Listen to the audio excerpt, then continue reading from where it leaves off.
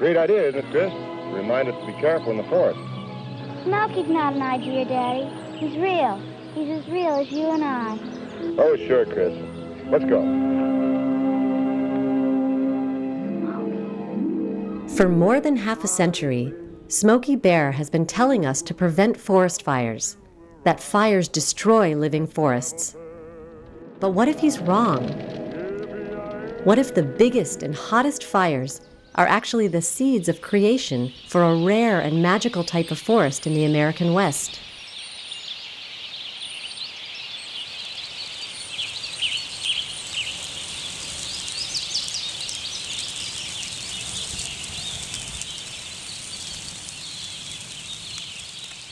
Some people believe that intense forest fire is unnatural and are afraid that it destroys wildlife habitat.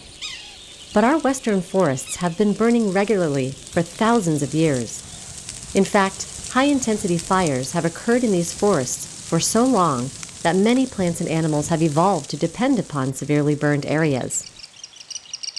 Far from harming a forest, intense fires create a unique community of fire-loving plants and animals.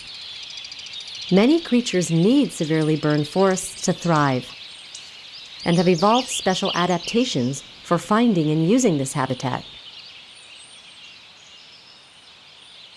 Dr. Richard Hutto of the University of Montana was one of the first scientists to report the surprising news that many plants and animals reach their greatest numbers in the most heavily burned forests. Turns out there are some 50 species of birds known to nest in this kind of habitat. Some, like the American robin, nowhere are they more abundant than in this kind of forest. Other species, like the black-backed woodpecker, are fairly restricted to these sorts of conditions. It's hard to find them anywhere but in early burned forests. Now, we normally think of burned forests as bad events, but clearly they're natural events and critically important for creating an environment like this that's suitable for a species like the black-backed woodpecker.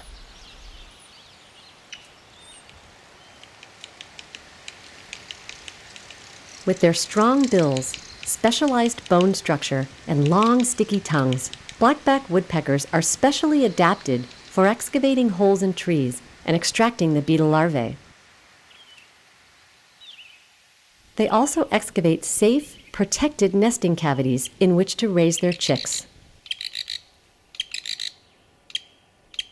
The black-backed woodpecker is now the poster child for severely burned forests.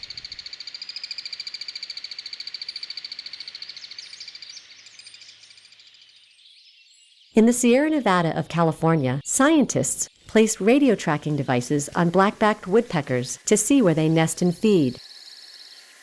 Black-backed woodpeckers reach their highest densities by far in the most severely burned forests and are rare in unburned forests. So why do these woodpeckers flock to the severely burned forests? After a fire, and sometimes even during a fire, wood-boring beetles are attracted to the burned area, where they lay their eggs on freshly burned trees. The eggs develop into grubs that live inside the rotting wood of the burned trees for up to 2 years. These grubs are a superabundant food source for the black-backed woodpeckers.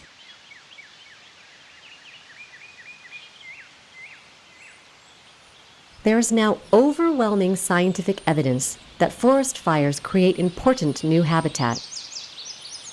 So it may seem counterintuitive to many people, but intense fire in mature forest creates what we call snag forest habitat. And actually, this is one of the most ecologically rich and biodiverse forest habitat types that we have in the American West.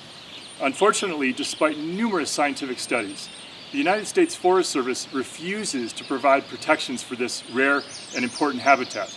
And they continue to pursue a very aggressive program of post-fire salvage logging. And basically what they're doing is selling public timber to private logging companies after fires. Enormous areas are clear-cut, thousands of acres, even tens of thousands. Post-fire logging removes habitat elements like dead trees and logs, robbing the forest of nutrients needed for regrowth and eliminating structures that wildlife need as homes where they live and reproduce. Firefighting and post-fire salvage logging cause harm to soils and wildlife habitat and are not necessary for the protection of human lives and property. Fire experts, like Jack Cohen at the U.S. Forest Service, have shown definitively that the best way to protect homes and communities from forest fire is to build structures with fire-safe materials and to remove flammable vegetation within just 100 feet immediately around structures. We now know that most forests in the American West do not need protection from fire, but this information is not widely known because it is hidden behind Smokey's persistent message that fire destroys wildlife habitat.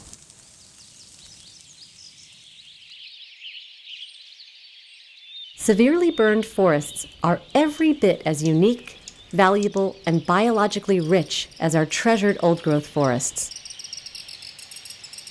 Shrubs grow and flowers bloom from the blackened earth and attract legions of insects, which are eaten by many bird species, like black-backed woodpeckers, olive-sided flycatchers, mountain bluebirds, lazuli buntings, house wrens, and western wood pewees, as well as many species of bats. Large mammals like deer and elk gather in severely burned forests to feast upon the nutritious new plant growth. Small mammals like mice, voles, and gophers proliferate, eating the abundant seeds. With all these herbivores in the burned forest, it is no surprise that predators also are attracted there. Even the spotted owl, a bird usually associated with old-growth forests, is often drawn to the most heavily burned areas to forage upon small rodents. Some trees require fire for their seeds to sprout, like the giant sequoia, which regenerates best after intense fire. After a fire, the forest naturally begins to regenerate. Decomposition of dead trees and droppings from fire-loving creatures are natural fertilizers that promote vigorous regrowth of tree saplings and other plants. Over the next few years, sapling trees grow, heralding the eventual return of a green forest. When that happens, the fire-loving plants and animals must then leave to seek another place where fire has created anew the burned habitat they require. The fact that so many plants and animals need severely burned forest tells us that regularly occurring, high-intensity fire is a natural and necessary component of a healthy forest. It seems that Smokey needs a different message, that forest fires are the creative seeds of new life. We need to learn not merely to live with severe fire, but to appreciate its ecological importance. By embracing the beauty and vibrancy of severely burned forests, together we can help safeguard all the plants and animals that depend upon fire for life. Remember, when you're in the forest, you're among friends.